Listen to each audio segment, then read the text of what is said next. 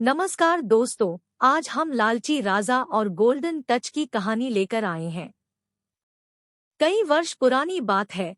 एक खूबसूरत से शहर में एक राजा अपनी पत्नी और बेटी के साथ रहा करता था। राजा बहुत लालची था और उसके पास बहुत सारा सोना था। उसे अपने सोने से बहुत प्रेम था। उसे सोना इतना पसंद था कि अपनी बेटी का नाम भी उसने सोनपरी रख दिया था। अपने जीवन में राजा को सिर्फ दो ही चीजें सबसे प्रिय थी, एक सोना और दूसरी सोनपरी। वह अपना सारा सोना एक तहखाने में रखता था और हर रोज उसे गिनता था। उसकी इस आदत पर रानी कहा करती थी कि महाराज, आप ऐसे हर रोज अपना सोना गिनेंगे तो एक दिन यह सारा सोना गायब हो जाएगा। रानी की इस बात पर राजा बहुत नाराज होता था। वह कहता कि रानी, इस सोने का महत्व तुम नहीं समझोगी। दुनिया में सोने से ज्यादा खूबसूरत और कीमती कुछ नहीं है। हर रोज राजा अपना सोना गिनता और सोने के लिए उसका मोह बढ़ता ही जाता। साथ ही दिन ब दिन राजा और लालची होता जा रहा था। जहां एक तरफ राजा को सोने से इतना मोह था, वहीं राजकुमारी सोनपरी को सोने में कोई दिलचस्पी नहीं थी। दिन भर वह महल के बगीचों में खेला करती थी। उसे प्रकृति से बहुत प्रेम था। सोनपरी राजा से कहा करती थी, पिताजी देखिए इस फूल को, यह कितना सुंदर है। इस पर राजा जवाब देता कि हाँ, सुंदर तो है, लेकिन अगर यह सोने का होता तो और ज्यादा सुंदर होता। सोने के लिए राजा का लालच इतना बढ़ता जा रहा था कि वह दुनिया का सबसे अमीर व्यक्ति बनना चाहता था।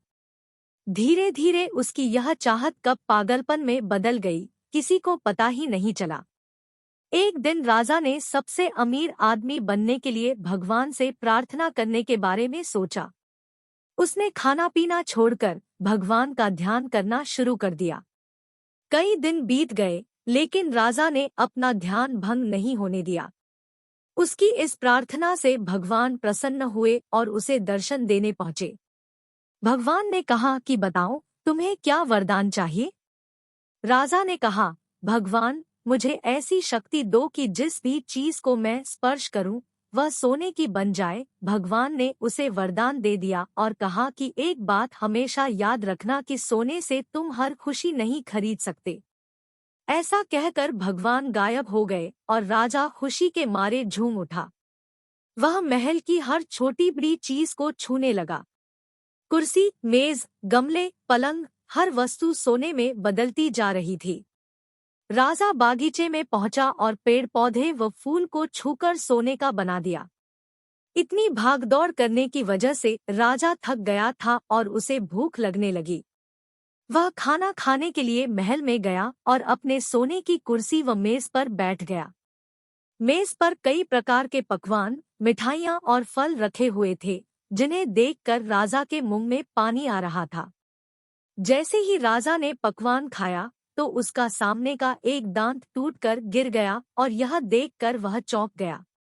उसने देखा कि उसके स्पर्श से पकवान सोने के बन गए हैं। जैसे ही उसने फल को छुआ, फल भी सोने के बन गए। उसके छूने से मिठाइयाँ, नमकीन, यहाँ तक भी पानी भी सोने में बदल गया।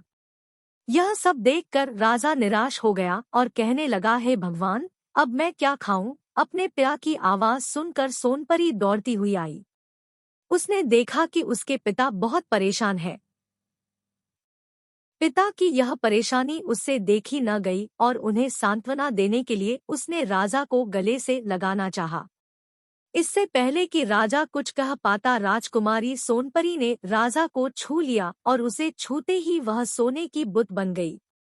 अपनी बेटी का यह हाल देखकर राजा जोर जोर से रोने लगा। इस सब के बाद राजा ने भगवान से फिर प्रार्थना की। जब भगवान प्रकट हुए तो राजा ने कहा, हे ईश्वर, मुझे यह वरदान नहीं चाहिए। मैं बहुत लालची हो गया था, लेकिन अब मुझे अपनी गलती का एहसास हो गया है।